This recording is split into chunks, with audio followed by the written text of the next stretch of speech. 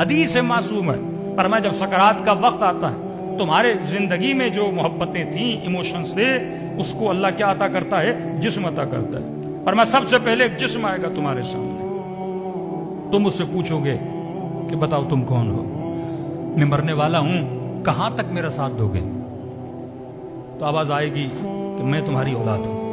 مطلب اولاد کی محبت کو خدا جسم دے گا، کہے گی میں تمہاری اولاد ہوں۔ پھر یہ جو مرنے والا شخص سے پوچھے گا کہاں تک میرے ساتھ چلو گے؟ تو یہ آواز دے کر کہے گی کہ بابا ہم صرف قبر تک آپ کے ساتھ ہیں، اس سے زیادہ ہم آگے نہیں چل سکتے۔ فرمایا پھر ایک اور جسم آئے گا، پوچھے گا کہ تم کون ہو؟ آواز آئے گی میں وہ تمہارا میں جمع کیا ہوا مال ہوں، آج تمہاری مدد کرنے آیا ہوں۔ پوچھے گا اے میرے مال کہاں تک میرے ساتھ چلو گے؟ کتنی میری مدد کرو گے؟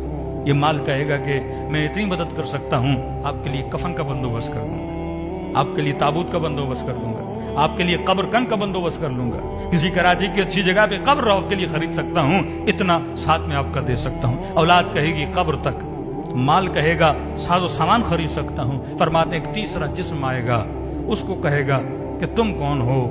آواز دے کر کہے گا میں وہ ہوں جس پر تم نے زندگی میں سب سے کم توجہ دی تھی۔